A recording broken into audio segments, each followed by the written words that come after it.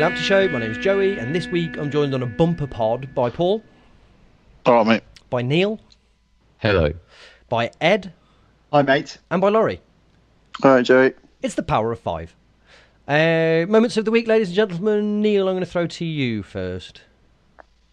I'm going to go for Luke Thomas extending his loan. Lovely job. That's felt important, how he's needed, and that's it really. So him extending his loan, we don't have to worry about that anymore. I'm guessing you've taken a lot of people's moment of the week as they frantically scramble in their mind for what they're going to pick. I'm going to throw arbitrarily to Paul next. If we're going to include the Christmas period as well, I will go for the performance of Hawula in the game against Charlton. Would you care to elaborate on that anymore, or just thought he had a really good game? Brilliant. So no, then. Good stuff, Ed. Can I go for reading about the injuries that prevented Liam Kelly from being in the team against Scunthorpe the other day? Robbins was talking about why he hadn't been able to include him, and he said that firstly he was ill. Then he described him as having been totally beaten up.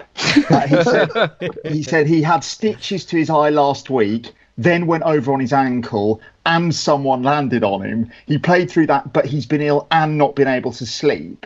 And I really like the sort of portrait of Liam Kelly as this kind of cartoonish unfortunate who is just beset by mishaps at every turn. Yeah, he's not some sort of clumsy Clouseau-esque waiter. Yeah, exactly. Yeah, I'm feeling depressed about these injuries and this illness. I'm going to go for a relaxing walk in the garden. Twang as a rake that's carelessly lying across the grass hits him in the face. It's also got a little bit of a vibe that he rang up and went through all of this stuff. Like he'd said to Robbins, "Yeah, actually, I'm really ill," but Robbins didn't say anything. He was like, "And also, I've got a bad head." And sort of got like 5 excuses, and because none of them are real. Yeah. Lovely stuff, Laurie. Mine is kind of multiple moments, but the same theme, which is Johnson Clark-Harris at Wycombe coming almost to blows with their poor centre-back, just basically verbally bullying him for 15 minutes to the point where the defender just looked like he wanted to walk off the pitch because Clark-Harris wouldn't ignore him. And then because he was right by the away end, all the away fans, Cov fans, were loving this. So then at Scunthorpe, he came on and started doing exactly the same thing again. I think he just knows or thinks the only way to get us really on side is just to be ultimate meanie and just like bully fully grown men in front of us. And it is quite enjoyable to watch, but especially the Wycombe lad, I started feeling quite sorry for him because he just didn't realise he thought he was kicking a cute little monkey, and then a massive orangutan had just gone absolutely berserk at him, and Clark-Harris was just like giving him hell. It was quite funny to watch.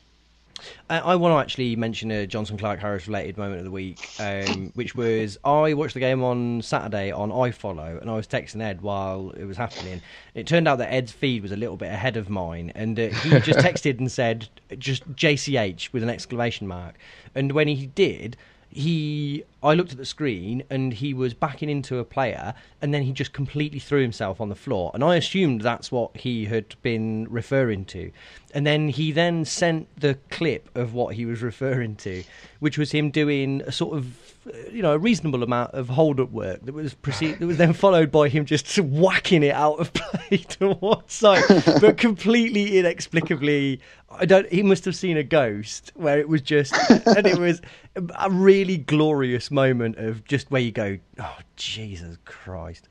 For the record, we were both abroad at the weekend, weren't we? Yeah. Romania, let's get so much custom at the moment. Yeah, quite. Yeah. My actual moment of the week, which I'll try and keep brief because it is Mark McNulty's dad related most weeks at the moment, was the incredible revelation on Twitter today, where somebody had speculatively asked him, "Excuse me, Jimmy, do you think that Mark will be coming back this summer?" And just his response, just no. Just not.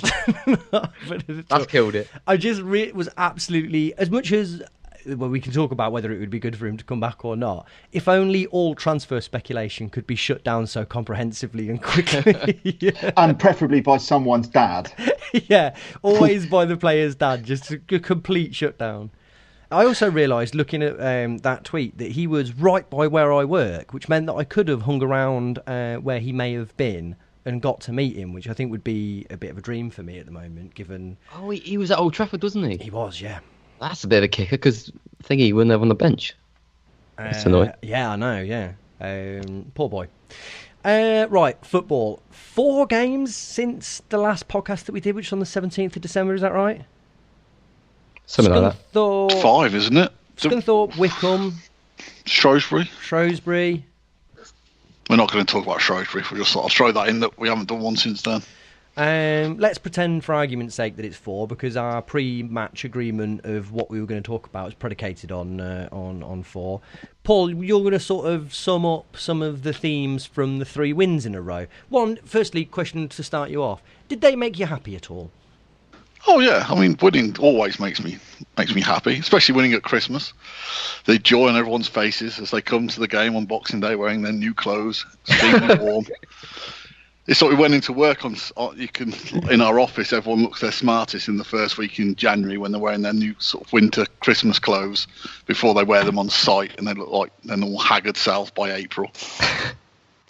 Anyway, yes. So obviously we will include the Shrewsbury game in a quick bit of context of we went into the Christmas games having not won in 9, having lost 7 and drawn 2, and getting to a bit of crap. We're getting drawn towards the wrong end of the table.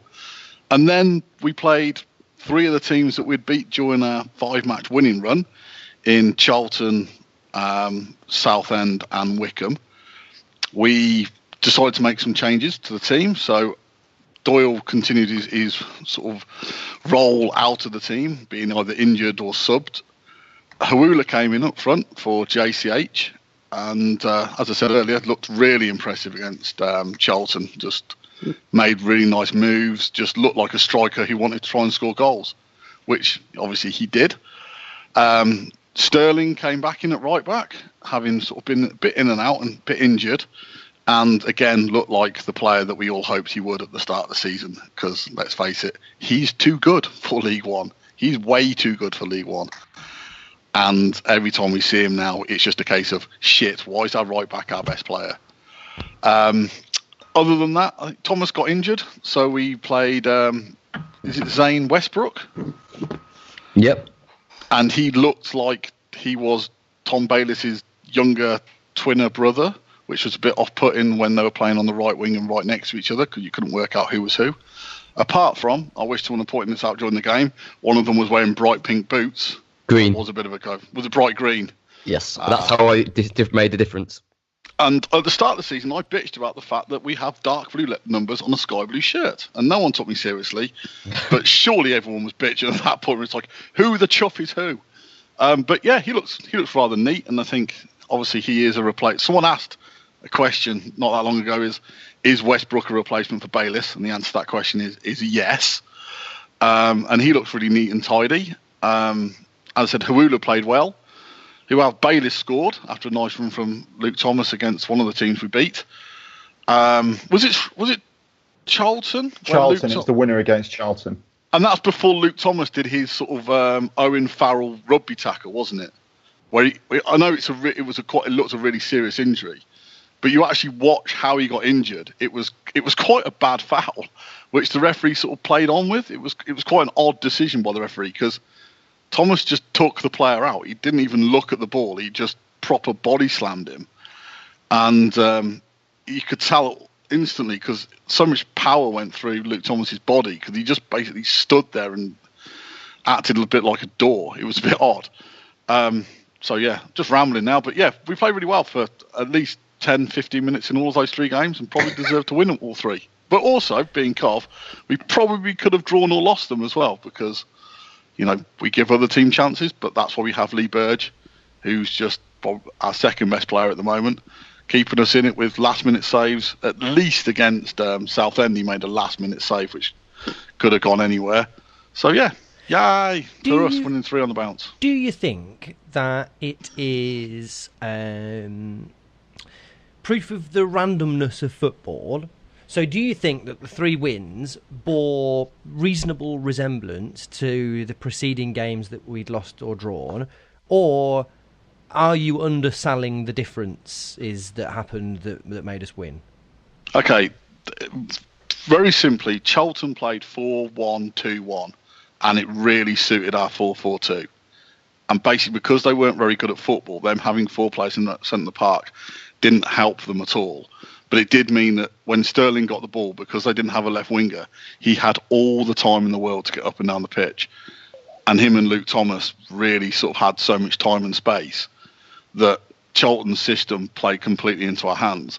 When they went to 4-4-2 and matched up against us, it was quite an even game. That's when they got back into it. And once it was 1-1 against Charlton, it could have gone either way.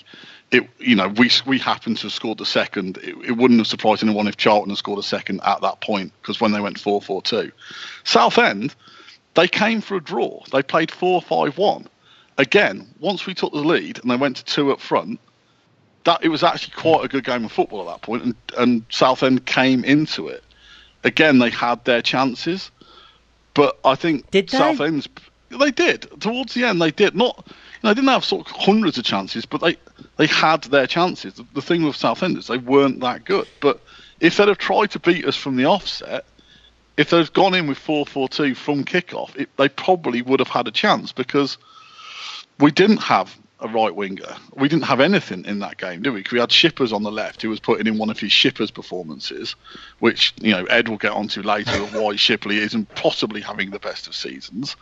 And they played into our hands because they allowed us to sort of take our time on and the goal's a magnificent goal. It's not underrated, the goal from Hyam, Sterling, and then Westbrook to Bayliss, who then plays it through to Hawula.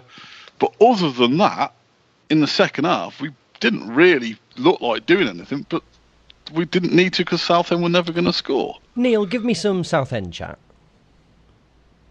I was pretty pleased with how controlled we were that game, actually. I think the goal was a great example of patience, or kind of not letting what was quite an angsty crowd get on their backs. And I think the goal, before that, even that period of play where Hyam put it out to the right, I think there was plenty of decent passing before that, and they were just biding their time and waiting for the right opportunities. And I definitely get what Paul was saying. I mean, we didn't really push on. We got the goal, and that kind of jolted Southend into life, and they were looking more sort of threatening, but they didn't. I don't think they created it. I think they had one shot on target all game, so they didn't really put us under that much trouble. I think where I got a little bit frustrated is, I think we had the opportunity, if we wanted to really see that game out, rather than make it as difficult. Well, not as difficult, but rather than just make it edgy at all. We were, as far as I was concerned, we were the superior team.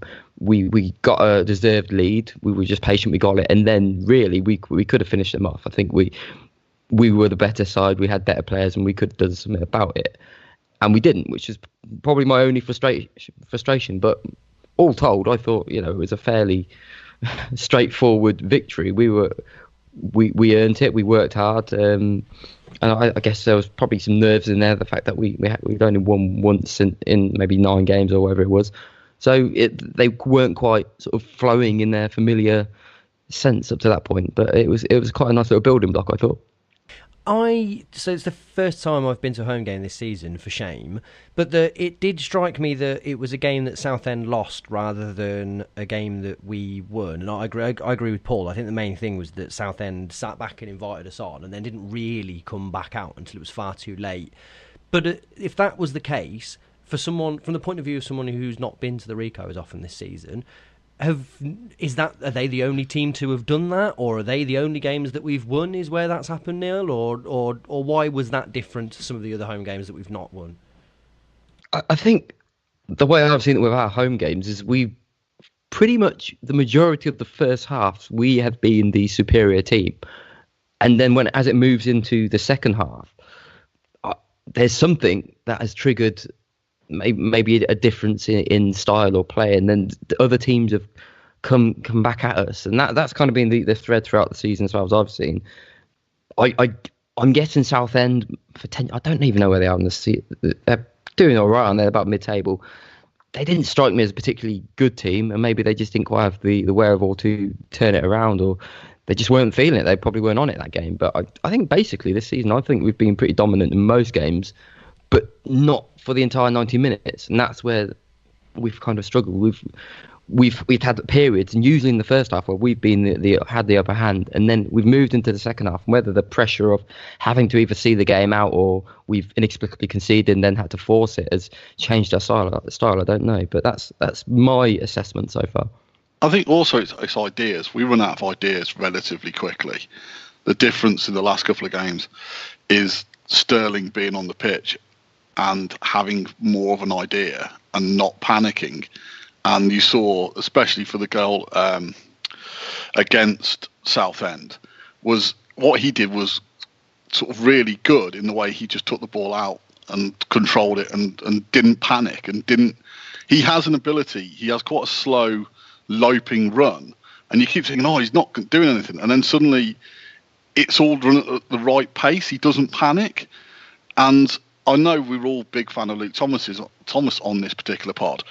He's had more shots than anyone else at the club this season, and yet only scored 2 because he keeps making the wrong decision. He keeps shooting from stupid angles or doing stupid things in the final area. The difference with Sterling is he doesn't. He actually makes an intelligent pass. He makes us a better team. And when he isn't playing, we run out of ideas way too quickly. And that's, I did a little poll today on what sort of position should we sign, and 40% were we need a wide player. We need someone else because Luke Thomas doesn't really have an end product. Shipley is Shipley. He doesn't seem to like Alassani, and I think one of my problems with Robbins is the fact I think he's quite unfair on some players. And Alassani is one of those players that's every time he gets on with 20 minutes to go in either we're winning or we're losing, but in both he's not allowed to sort of get into the game. We never sort of 3-0 up, so he can come on and it's like, oh, look at us, we're 3-0 up, we just want you to play your own game. It's normally, shit, we're 2-1 up or 1-0 up, we're defending this, or it's like, shit, we're 2-0 down, go and do something. I'd like to see him either start or, get a better opportunity.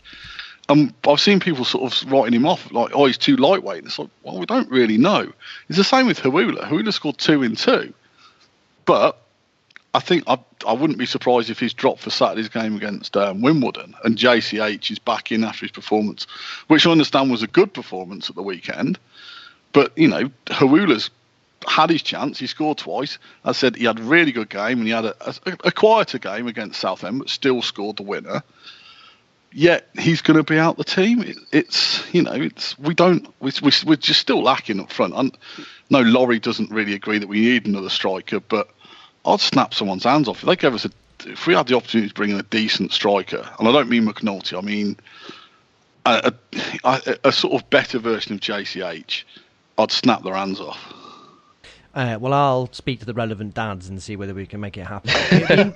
Be interested to go around the table and answer Paul's poll around would you sign, what was it, a centre-back or a defender? Was that one of them? Basically, my theory is we don't need a goalkeeper. Apart from someone went, Burgie's going to go in the summer because he's out of contract, so we need a goalkeeper now. And it's like, well, we don't, because we're not going to bring in a better goalkeeper than Lee Burge in this window. So Burge is safe. I also don't think we're going to bring in a better goalkeeper than Liam O'Brien in this window, who, whilst I wouldn't be totally comfortable being my first choice keeper long term, he's fine, isn't he? It's not a super. Well, he's priority. injured. He's quite badly because Corey Dye sort of served Corey Dye. Yeah. Well, in that case, then let's finally get the Neil Lamptey show sponsored Corey Dye. Sorry, carry on your categories. And then with defenders, I mean, I didn't think anyone would go for defender. I think we're pretty much happy with, well, obviously Sterling, Grimmer as backup, so right back's pretty much covered. Left back, I think everyone's happy with. Everyone loves our 3 centre halves. Our 3 centre halves seem to be sort of, undeniably our favourite players at the moment, if you sort of look on Twitter. So, and I think some people are very gutted that Tom Davies isn't just put on the pitch at all opportunities, even though he probably doesn't deserve to be at the moment. And then it was a case of central midfield, obviously the Doyle question with the Go-Go not playing very well when he gets his chance. So do we need a central midfielder? Do we need a wide player? Or do we need a striker? Laurie, why don't you start off with where you would go for there? Well, the reason I would go for central midfield is just because, much as I don't think Bakayoko's really been given a chance, we still do have the possibility of using him as an option up front, whereas Agogo has had quite a lot of chances, and Robbins doesn't seem to like him, and he hasn't filled me with confidence when he's played. And I just think when Kelly's out, after watching Doyle on Saturday, it was just quite worrying, thinking, what if we have to play Doyle for the next 5 games in a row? That prospect quite scared me, because when it's central midfield, that's your weakness. It just pulls so many other people into the equation in terms of like weakening how they play. Zane Westbrook, not really. I haven't seen him play yet, apart from in a preseason friendly, but it doesn't really strike me from what you guys have been saying that he is in any way a good switch for Liam Kelly or Michael Doyle. You can't really play him and Bayliss in central midfield. So I just think we're really short there, and it was glaringly obvious on Saturday, even though there was just that kind of champagne disaster moment with Doyle just throughout the game. There was something missing in our play, and Bayliss was a little bit restrained. And yeah, I wish Agogo would work out, or I don't know, gets his act together, but it doesn't really look like it will at the moment. Very, very strange with Agogo, isn't it? But I guess that's a separate issue. Neil, what would you do? Either wing or forward, I guess. I think they're both the areas where you're kind of looking when someone comes off the bench to actually make an impact. And as it stands, the options don't seem to be there. So you've got on the wing, you've got Shipley and Thomas, 2 players who I think starting, there's potential for them to make sense. But then, one of them gets injured. You've got Alassane, as Paul said, who's not really had a chance. So it's total guesswork. And then beyond that, I just can't see anything else. So unless we revert to Bayliss on the right and you start trying to look what we did last year, I think there's a bit of a struggle there. We don't really have much. You start messing around with things. So I'd rather have someone, especially probably on the right, just as an alternative to Thomas. Not that Thomas needs to be dropped, but he's not going to play at the same level every single game. And sometimes you might want to change things up. And I just don't see the options there. And just up front, because Biami's not fit yet, I just think there needs to be an alternative to Connor Chaplin, who we're still trying to work out, and Huwula, who potentially is. I still can't figure out whether he had those 2 games where, was that him playing at his normal sort of level, or did he score in spite of the fact he's not playing very well? It's not. You're never too sure. It's such a small amount of time to kind of judge someone's entire sort of standard about. So yeah, they're my 2 areas. Just very quickly on Alassane before we move on, is it completely unfair of me to say that it's odd to sign a 23-year-old player as one for the future that you would hope would develop into something more? Robbins is talking about letting him go out on loan again as well, I think. Yeah, and specifically because he's saying he's not, effectively because ready. He's not good enough yet. Yeah, and I know that he had a long injury that I guess would push things out. But I wondered what happens to a young prospect if they get a long injury? Do they get to put back the amount of time that they're considered to be young for? Well, it's also a case of why we keep loaning him to non-league. Yeah, you think... yeah, league football's got to be where he's at. But I mean, also, I just feel... I understand what Neil's saying about Huwula. I think... I'll go on to Huwula in a second. I think the thing with Alassane is just give him a start. You've got options out there every so often. I think it was odd the other day when we had Westbrook on the wing, Alassane wasn't even on the bench. He was nowhere to be seen at all. And it's like Tony Andrew again was another player. Wasn't Andrew on the bench over Christmas?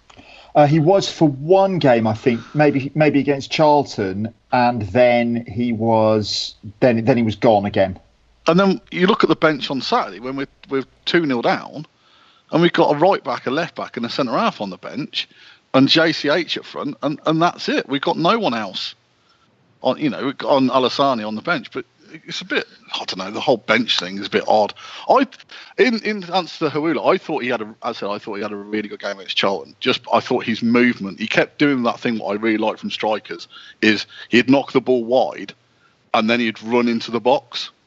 He just wasn't interested in being anywhere else apart from in the box, and he kept doing it. It wasn't like, he's done that once or twice. Every time he got the ball, he just played a simple pass and then pissed off to the box you get the ball in the box and at least I'll be here.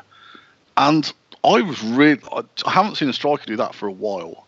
Well, obviously since McNulty, really. And all he wanted to be was in the box. And that really impressed me. It really showed me something, which I've been a bit and ahhing about Hawula. I just thought that, for me, that should have guaranteed him a run of games, because what he was trying to do was get into the box. He was getting in the box and he was scoring his chances when he got them. Lovely stuff. Ed, what would you go for? Wide midfielder for me as well. I just don't think, firstly from what Robin says, but also from what he's done in the past, I don't think that he's going to start Alassane. And I'm with Paul. I would like to see him start a game. But at the moment, I don't think he's going to start him on the left of midfield, which means that basically Shipley is the only option in that position. And I know that I've made my feelings about Shipley pretty clear. And I think that there's still probably a film knocking around on our WhatsApp group that illustrates my feelings about Shipley. But I think probably most people, whether they're big advocates of his or not, would accept that he's had a run of games that have not been of a high standard. And I kind of take Neil's point about Thomas and all that kind of thing. He's not always going to deliver, but I just think that at the moment there's a real imbalance in terms of being what is offered on either side. And I don't mean an imbalance in terms of the qualities that are being offered. I know that they're different types of players. I mean an imbalance in how good they are, just in what they can offer. So wide midfielder for me, preferably as a replacement for Shipley. Shipley's performances have been such recently that I've actually had to hire Weber Shandwick to come in and do PR for him to promote his performances. Who am I missing? Paul, you haven't said what you would go for, have you? I'd go for a striker. Chaplin, I know he scored twice in 2 games. Yeah, a penalty and a really, really lucky goal. And I hope that really does kick him in seriously. I hope that does really boost him on. But I've seen him score a couple of goals and kept thinking the next time I see him he's going to be really good, and he's yet to do it. Remember the guy from Everton, the Croatian guy, Jelavic, who scored. Yeah, who basically all he did was score with first touches. 8 of the same goal, didn't he, in a row in that January to end of season period, and then he never really scored from again, did he? But he scored, I think, 12 of his 15 goals or something were all first touch finishes. Yeah, they're all in the exact same 2-yard circle as well, aren't they? They're all front post, 1-touch finish in the yeah. I wonder if his manager ever told him to drop deep and sort of build the play. Well, this is the thing, isn't it? But I guess. But doesn't Chaplin do both? I keep seeing this. Everybody's saying he's number 10, but he's not number 10 in the Tony Andrews sense, who only ever stays deep. I think he does more often. You've looked through the matches. He does get into the box a hell of a lot as well. He's covering more ground than he probably should. Maybe that's not helping him, but I think there's a lot of focus on the dropping deep, and the fact that he is getting in the box as well. He's not just stood around the box watching everything happen. When you see some of the chances, he's the one not taking them obviously, but he's the one getting them within the box as well. I don't think he does. I don't think, to Paul's point about Hawula, it drives me insane watching him play a ball into the box and not move into it. me and Paul have talked about this an awful lot, and I think there's loads of different ways to be a striker, but it was why we were annoyed with David McGoldrick at first, because David McGoldrick just saunters about the pitch doing whatever the fuck he wants, but then David McGoldrick scored 17 goals and whacked him in from 30 yards. Chaplin, I don't think, has built up enough goodwill yet to not be... It looks like there's this... I've whinged about this in the past. There's this fascination, isn't there, about creating now rather than scoring goals. That's the thing to do, and I do think...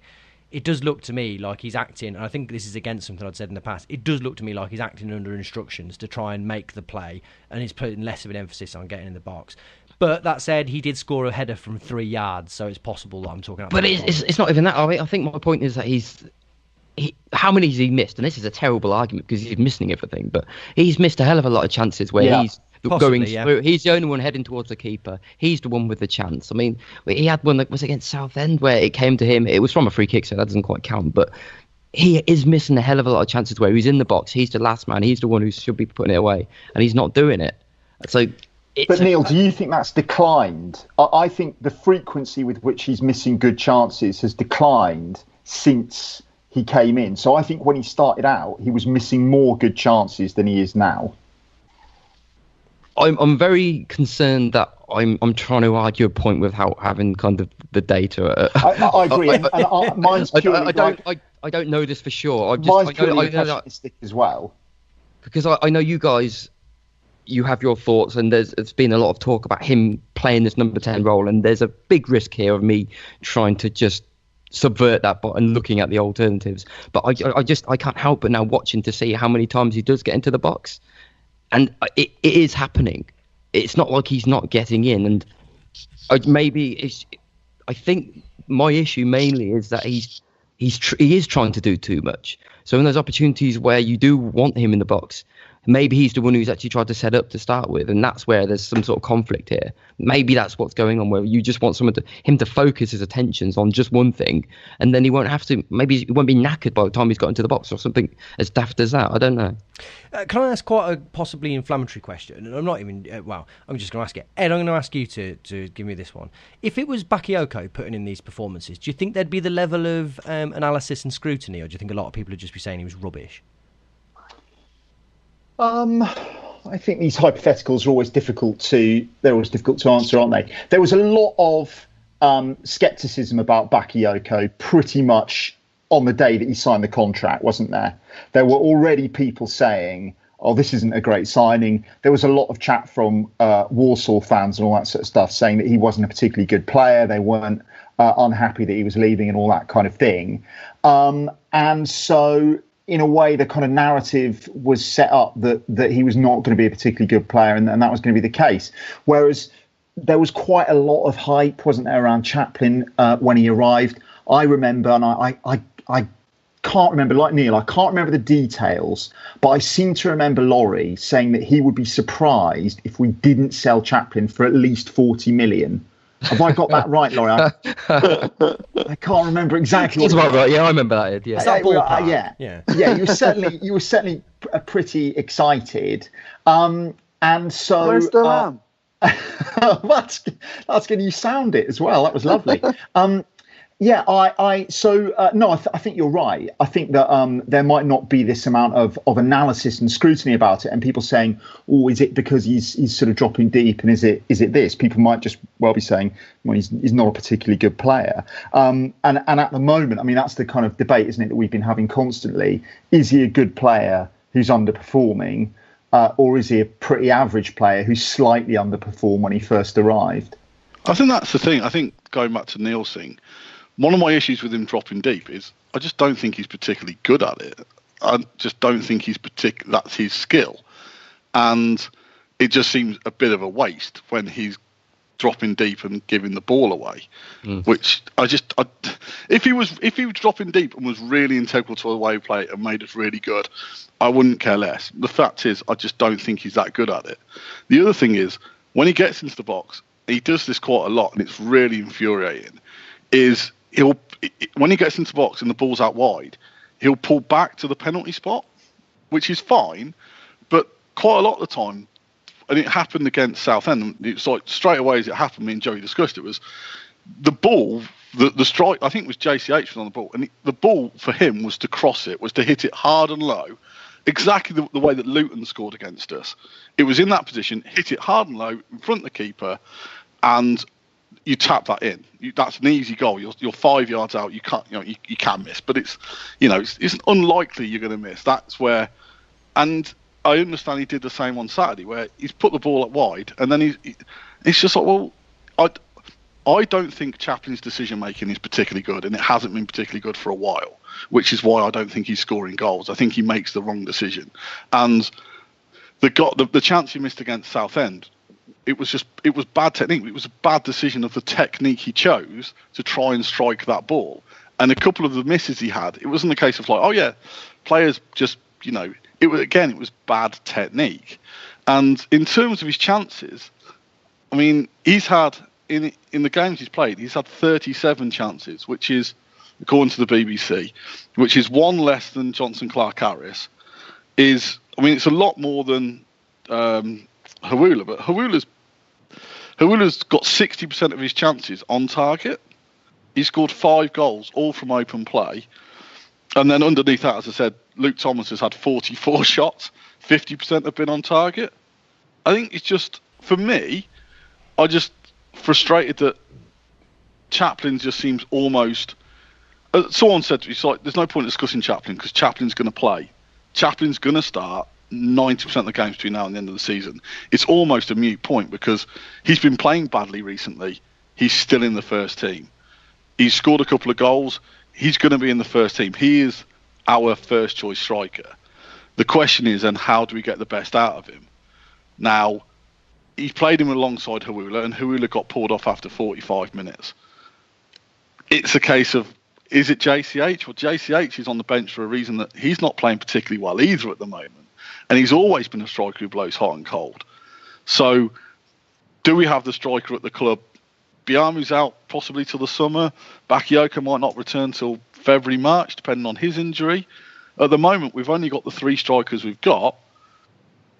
I know in the squad terms it looks like we've got loads of strikers, but we haven't really. We've only got those 3. Maybe we do need more of a target man just to play alongside Chaplin, because Chaplin is his first choice. Let's move on. Laurie, can you give us your sort of breakdown in very brief form of, was it the Wickham, the away win? Wickham, yeah, on New Year's Day. Yeah. Yeah, it was a pleasant event to turn up there feeling awful and thinking that you should be doing anything else other than dragging yourself to Wickham. But they're just, I'd really not like to be a Wickham fan, because they just play such boring football. They had this same old 4-3-3 with some guy who looked a lot like Craig McHale-Smith but wasn't Craig McHale-Smith playing up front.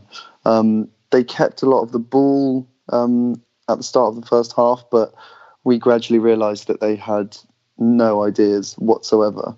And we seemed quite content to just keep it tight to half-time as well. Liam Kelly was in central midfield. Johnson was on the bench. And we were doing fine. We were just playing our standard team. And main events were coming through Sterling and through Luke Thomas. And that was how we ended up getting the goal. Luke Thomas was out on the right. And Sterling, who I really think could play in midfield as well if we ever needed him to. He was galloping through, and it was one of the most clear-cut penalties I've seen in many a year. It was unbelievable. I don't know why there was so much discussion afterwards, because all the Wickham players seemed to accept it instantly, but then there was kind of like a 1-minute delay while we waited for Chaplin to take the penalty. And I didn't really chip in there when you were discussing Chaplin, but say what you want about Chaplin, he keeps putting himself in the firing line to miss these chances, doesn't he? He missed that penalty against Fleetwood. No questions asked. He went and got the ball. He was like, I'm having this one. And it went in. I don't think it was an incredible penalty, but it went in. And also, I think his goal against Scunthorpe was a really, really good goal. You might say that's ridiculous, but he was in there like a flash and that isn't the most natural thing to do. And it does, I think, prove that he does at least have some kind of instinct for scoring goals. It's easier to do that. Someone argue with him, please. My answer to that is it's easier to do that when you're on the pitch than it is if you're on the bench because you've been subbed after 45 minutes. But like, what can he possibly didn't do anything, do? If what? So is that? But the thing is, you're going to get criticised. Whatever you're criticising him for tapping in. No, I'm not criticising. All I'm saying is, if you keep giving strikers games and time on the pitch and they score goals, that's great. But you can't. The thing is, it's a bit like the goal when Hawula scored against fucking Charlton. Someone, we wouldn't have scored that goal without Chaplin. It's like, yeah, Chaplin. It was a good ball in. Hawula scored. But the thing is, we don't know what would have happened if someone else had been on the pitch. Hawula might have scored that goal. But the thing is, we're never going to know because Hawula was dragged off after 45 minutes. Now, if Chaplin starts the next 5 games and Hawula plays... like the thing with Bakayoko scored those 2 goals against Charlton. In his next 5 appearances, the most minutes on the pitch he mustered was about 2. It's like, he's not going to score goals if he's on the pitch for 2 minutes. Robin's got to make that call, hasn't he?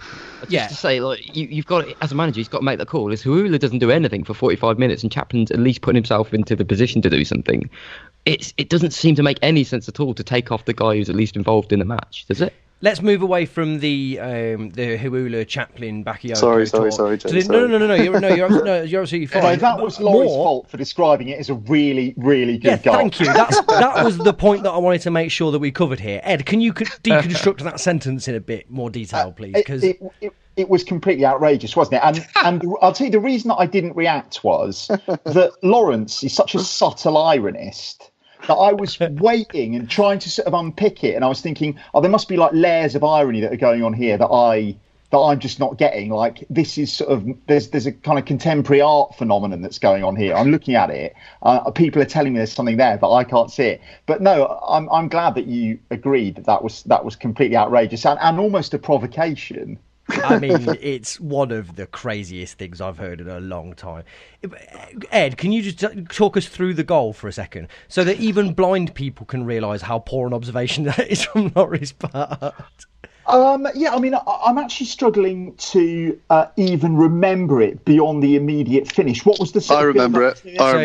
I can't wait to hear this. Laurie, this is going to be... Somebody hit a 50-yard shot perfectly into the corner. Yeah. So basically, Tom Bayliss, he's kind of wandering in from the right wing, gets off a kind of left foot effort that deflects off 3 people, so extremely confusing. You don't know where it's going. It's bouncing one way, it's bouncing a different way, and then it's bouncing another different way, and then the keeper somehow saves it. Chaplin's going in the wrong direction, gets in front of his defender, leaps into the air, nods it into the narrow sliver of goal still available. There you go. You've missed out the start. The start of the move is basically JCH having the ball in the right wing and their player clearing the ball off his own player that ended up at Tom Bayliss' foot. That's how the move start. The move starts. I'm focusing on Chaplin's the ball role in this. It hit him in the face. It was greater than the sum of its parts. Listen, you could. I'll tell you the bit that I'd like to highlight from your description. There was the 3 deflections that preceded it. That gives you some insight into the quality of the goal. What I would do though is I'd shorten down the rest of it by saying it hit him in the face and went in. That is pretty much the top and tail of it. It did not hit him in the face and go. Look, that is a more accurate description than what you've given. There are probably a lot of lengthy university seminars that are dedicated to explaining the idea that an observer changes the object that they observe, and you have just illustrated that perfectly. Yeah. I just rewatched it. Neil, in fact, Neil, this is a pretty fair, objective viewpoint here. So, what would you go for? Very easy header, but it didn't hit him in the face. No, and I think I was possibly being a bit unkind. So there we go. If he'd missed that, I would have been subbing him immediately. I think he's still goal of the season contender, Laurie. His anticipation, peerless. Anyway, I'm not going to rise to this bait. I'm going to carry on with my salient analysis of Wickham. Yeah, there we go. Basically, they were up to absolutely nothing, and couldn't believe our luck, really. It was one of the most comfortable away wins I think I've ever witnessed, especially in Clark Harris's goal. Their keeper, Allsop, I couldn't really tell because when I watched the replay, it seemed to be a lot better a goal on the replay than it did in real life, because when we were standing behind the goal, Allsop seemed to have left the entire left-hand side of his goal completely vacant. And JCH, not known for his precision finishing, is he, or precision anything, kind of wanders through after another beautiful assist from Bayliss. Chaplin not involved in this one, unfortunately. But he then slots it into the bottom corner, and Bob's your uncle. It was bizarre. They kind of lobbed a few long balls at us towards the end, as if they expected us to crumble under the pressure, but defence stood firm. Yep. Yeah, it was really nice and comfy. Good stuff. Well, I think that's a comprehensive roundup of the victories of the season. Not the whole season, of the festive season, of course. I'm going to talk to Dom now, and then we'll come back and we'll spend an excruciating length of time dissecting one defeat. Hi Dom, thanks for joining us. Hey, it's good to be on the show as always. Wimbledon, everyone's one of the more popular teams in English football, would you say? Just about. I mean, it's a feel-good story behind them. So, yeah, it's hard not to like them. But a team that you clearly hope we will put to the wall. Put to the wall? Put to the sword? Can you do both of those things? Yeah. I suppose that's not really important now. Put to the wall with a sword. Yeah, there we go. What do you think they will... How do you think they will do when we come up against them on Saturday? Well, it's been... sort of an end of the road season for AFC Wimbledon thus far, where they've had all this momentum as a club really since they've been formed. They've never really had that bad a season. Last year was a bit of a struggle, but they managed to stay up.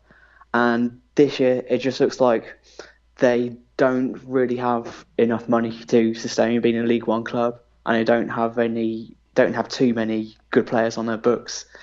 To keep them going, especially after losing Lyle Taylor to Charlton in the summer. They were already struggling for goals last season, and they have a pretty paltry record this season. They're the lowest scorers, scored 20 overall, and in just away games, it's 7 in 13. So that's where the problems are this season.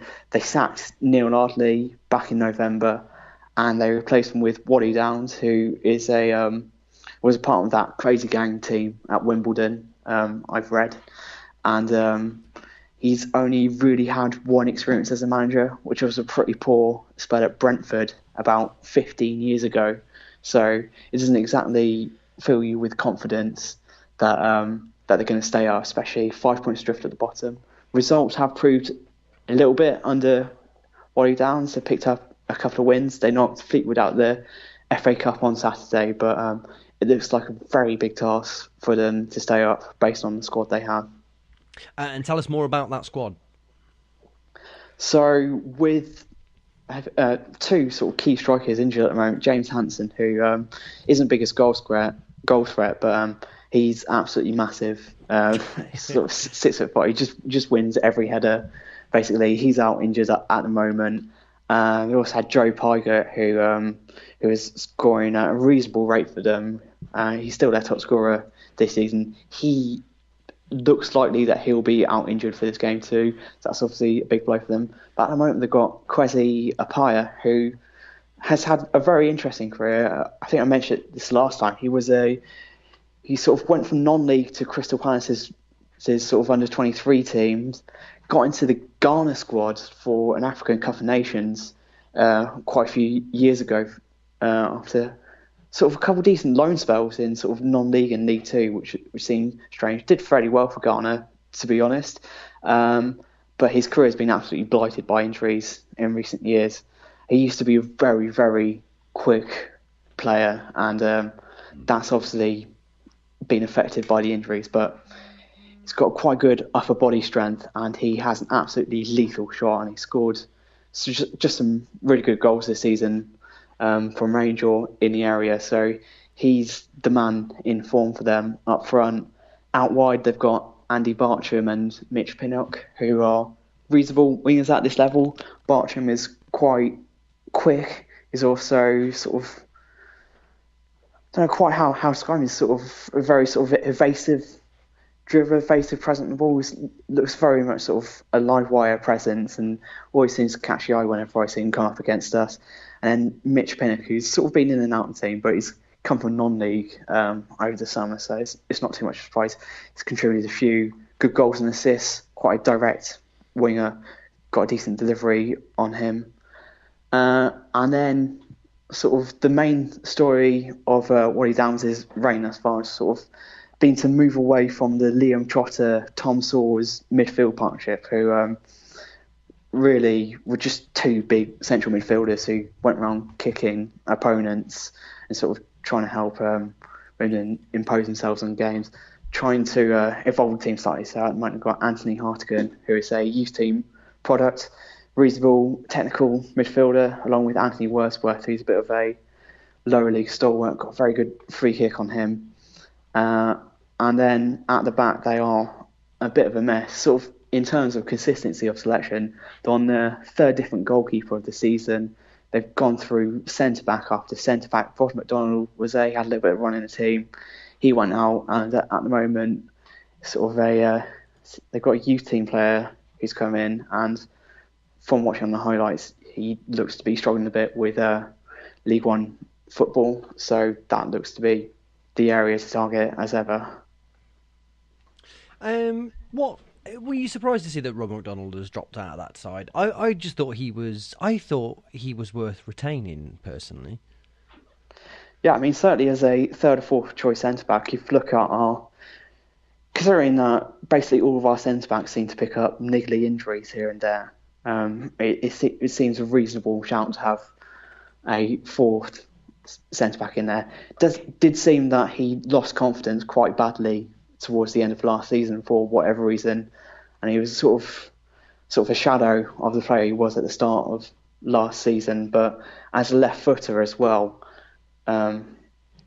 it seemed an interesting decision. I suppose it was just a case of probably getting someone off the wage bill who might have been on a fairly decent whack to strengthen to sign like a seventh striker. Yeah, quite well. Yeah. Do you want to stick your neck out on this one and suggest that we might do okay against a team who are rock bottom of League One? Yeah, I suppose their recent improvement of form, Mike is likely to make them a thornier team to come up against. They put in a really good performance at Portsmouth recently, and they beat Fleetwood at Fleetwood in the FA Cup, which Fleetwood don't lose a lot of home games under Joey Barton. So that's quite impressive. I imagine, although they are looking in danger of being cut adrift at the bottom, it's not quite the stage of the season yet where they absolutely have to come out and win this game. So I wouldn't be surprised if they were a little cagey, will just sort of try and lure us onto them and try and grind out a point here. So it could be interesting to see how we sort of manage that kind of game, whether we become impatient with that and let them frustrate us, or whether we just stay patient and just go, well, you need the win basically more than us. Let's see how desperate you can get and try and exploit any lapses of concentration. So I'm not going to predict it, but you're home against the team bottom of the division and who are 5 points adrift to safety. That has to be seen as a game we should win. Yeah, you would certainly hope so. Before I let you go, do you want to proffer any opinions over the 20 games that we've played since you were last on? It's been interesting. I think just the main thing is that I don't think there's too much of a difference between our good performances and bad performances. Certainly our winning performances and losing performances mostly. There's been a few really poor performances this season. I suppose Blackpool away really sticks out for me, where we just didn't look like scoring if we'd played that game 90 times. But generally, I win games on slight margins, scoring the first goal, defending the lead, trying to sucker teams on the counter attack, and then we lose games generally when we concede the first goal, and we sort of run out of ideas when we have to go out and get a goal. I think Liam Kelly has been a really positive presence on the team, and it's been, depending on how serious his injury is, that could be a huge blow for us. Just seems to play the ball quicker while also breaking up the play, and we don't have another player seemingly like that in the team, although maybe it might be a chance for Abu Gogo to step up. And then also, I just think the fullbacks have been really good, especially Dujon Sterling. He's really stepped up. I reckon he looks like a championship player at the moment. Yeah, certainly so. Okay, brilliant. I will speak to you next week. All right, speak to you then. So there we go. Thank you, Dom. That was some Wimbledon preview. Right, Scunthorpe away, which was all in all pretty horrible. But then the more I thought about it, the more I wasn't sure that was the case. Laurie, you were there, weren't you? Ed, you watched from Romania. Yep. From your lid off coffin. Laurie, maybe you start us off. Their goals were calamitous, weren't they? Although perhaps you would describe them as world beaters. Their goals were calamitous, yes. Perch, who ironically has fallen from his Premiership perch and is now classic. Yeah, go on. Who is beat it into the ground, flapping around aimlessly in the lower branches of League One. He seemed intent on smashing in a worldie from 30 yards out from minute one. And apparently, if you throw enough shit at the wall, eventually one of them will hit Jordan Willis on the shin and bounce into the bottom corner, because that's exactly what happened. And it was really unfair on Lee Burge, really unfair on us, because we were doing our perfect Cov impression of Cov, which was, it happens so often at away games. Between the minutes of 45 and 60, we build up a spell of pressure that seems to get to a crescendo, and that the only thing that can possibly happen is us score. We don't score, and then they score. And it's one of the worst feelings ever, as I'm sure you've all experienced it multiple times. So this huge deflection, injustice, everyone picks themselves up, they're like, all right, cool, let's go again. And then a few minutes later, less intervention from the gods, more intervention from all of our players making awful errors. So in the highlights reel, it's really kind on Doyle, because all you see is Brandon Mason, who hasn't been mentioned really much. I thought he was sensationally good against Scunthorpe and against Wickham, probably our man of the match in the Scunthorpe game, but got taken off for some reason for McCullum. But Doyle, he just loses the ball in a really dangerous area. We're caught short. The ball then ends up with Mason, who's kind of trying to clear it, ends up standing on it. It falls through his legs. And then their lad, I think making his debut, he's like 18 or something, curls one into the top corner. It was a really good finish, but I mean, it's definitely a dangerous position. So it wasn't a complete surprise when he wanged it in the top corner. But it was very frustrating. But the bigger point about the game was just our lack of attacking thrust, which actually came back to having not much of a central midfield, because Bayliss was constantly having to watch out and see who he's going to have to cover, because he really couldn't rely on Doyle for much support, because Doyle just wasn't, I don't know if he's not match fit yet because he's been out for a while, but it worries you when Doyle gets caught in the ball, there's a mistake and you can't even see him screaming at anyone, blaming anyone else. That's when you know he knows it's bad, and that really worried me. He took a lot of the heat post-game, didn't he, as a kind of, Doyle's finished from a lot of people on Twitter and on CWR and everything. Ed, what did you make of Doyle's performance? I agree with Laurie. I thought it was quite concerning, and I can understand the way in which that connects to his concerns about Kelly being absent and all that sort of stuff. I mean, I agree about the goal. There was a Doyle error, obviously, giving the ball away, and it's the same error pretty much that we have seen. Oh, how many times now this season has he lost? Peterborough? There was a very obvious one, was it? Yeah, it was that. I was trying to think. Ivan Toney scored. Yeah.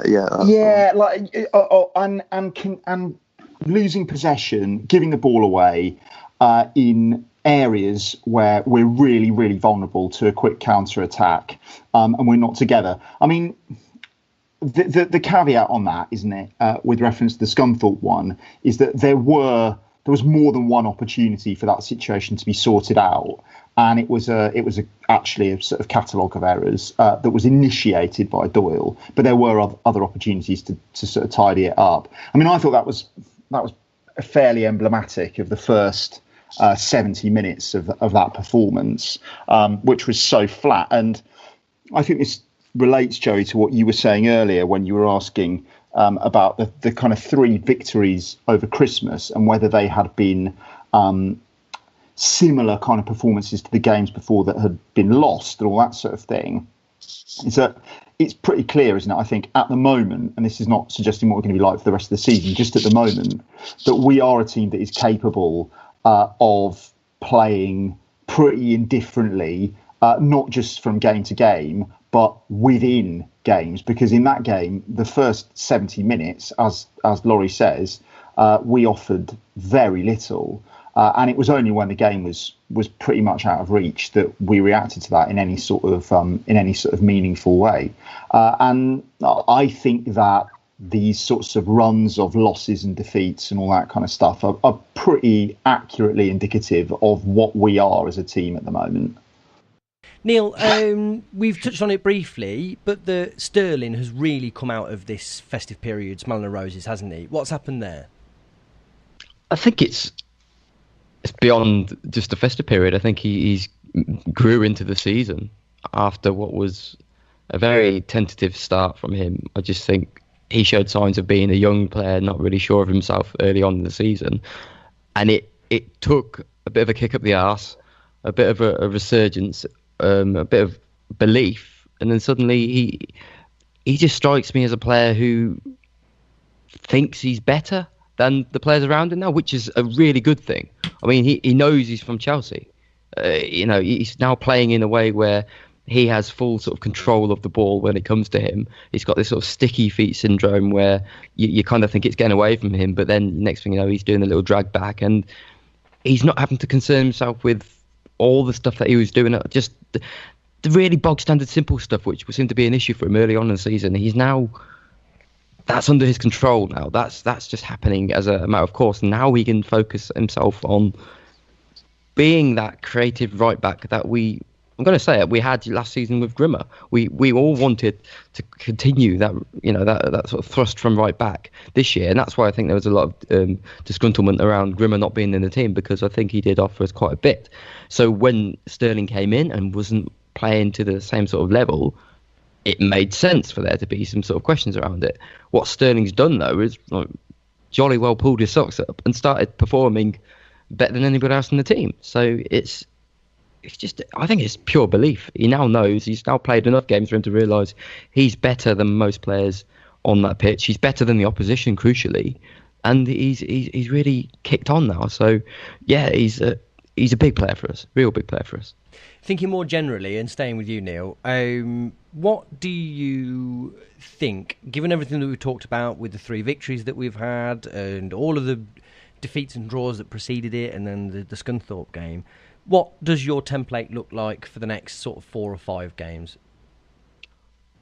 I don't want to make too many sort of dramatic assessments, especially on the last game, which was riddled with really poor individual performances. I think what we showed over the last sort of couple of weeks is some sort of familiarity between the players on the pitch, and whether there's mistakes and all that sort of stuff going on around you, I still think as a whole, everybody was starting to kind of understand their role within the team, and it was starting to make sense. What I don't want to do is to go absolutely mental because we lost the last game, because sometimes that can just happen. And I think much of that was down to too many players having really poor games. So Jordan Willis, who's having a really good season, I think, had a terrible match. Yeah. It was just mistake after mistake, and that's just inexplicable. Robbins can't do anything about that. Now, a poor manager would look at that and say, "Oh, you've had a bad game. I'm going to take you out."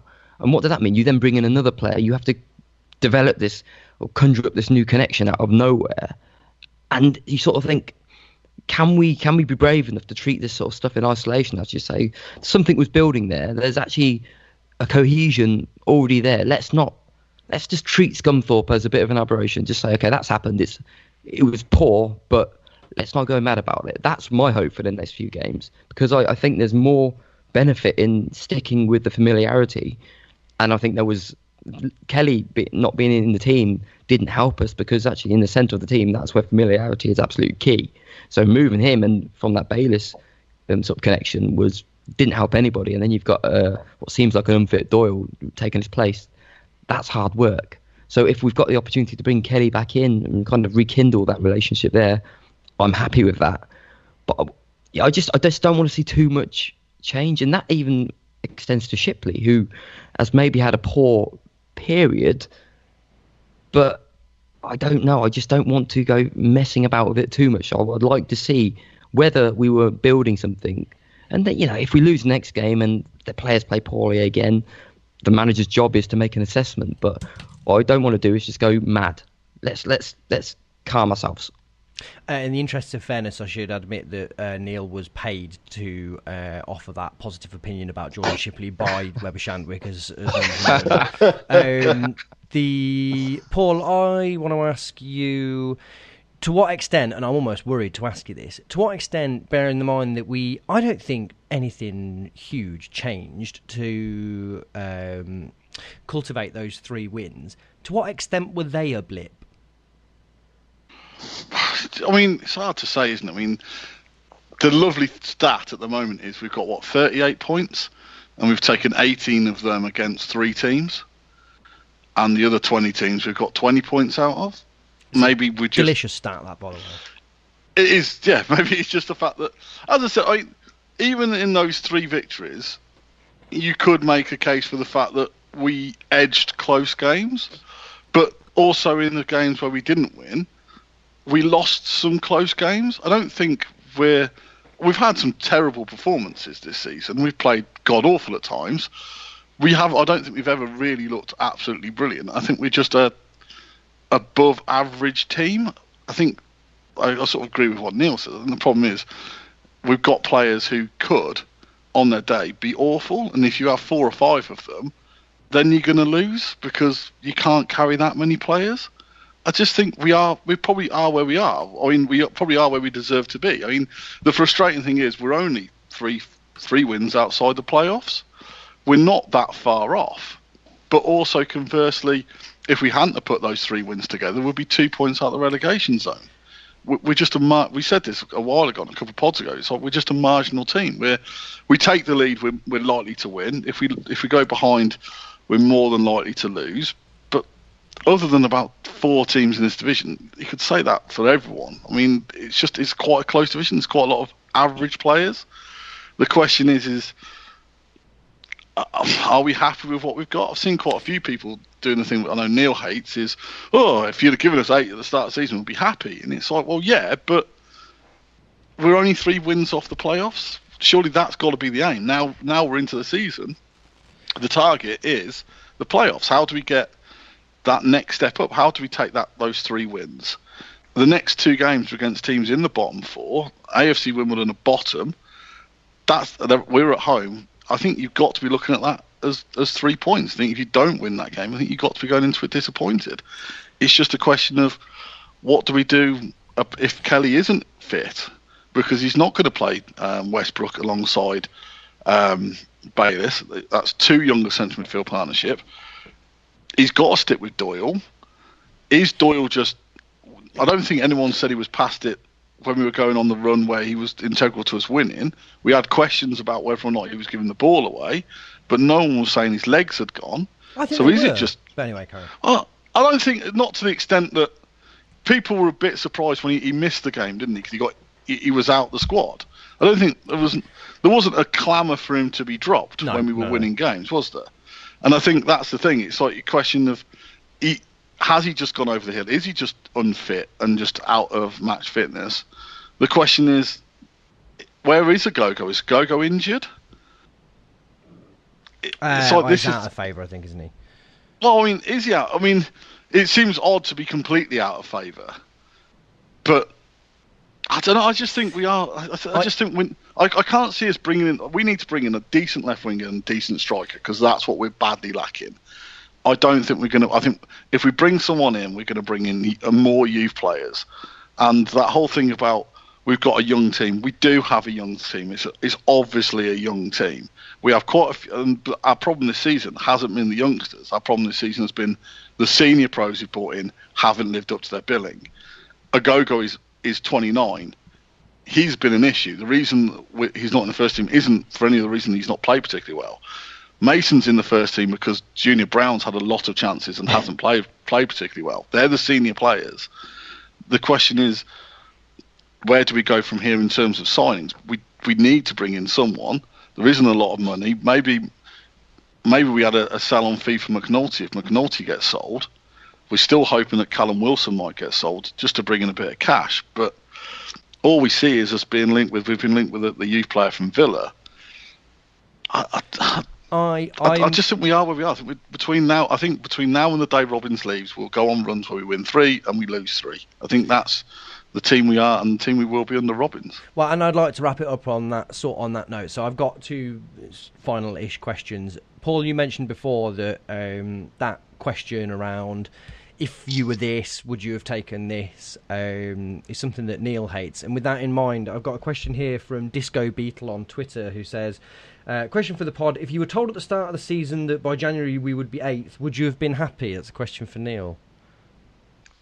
I mean, it's not really a Disco Beetle. What do I it. care where we are in January? What does that even mean? I don't care about January. I care about May. Just so you know that I replied to him and said, cheers, mate. I will ask this, and I'll tell you now, Paul and probably Neil will huff and puff about how it's irrelevant because things change, blah, blah, blah.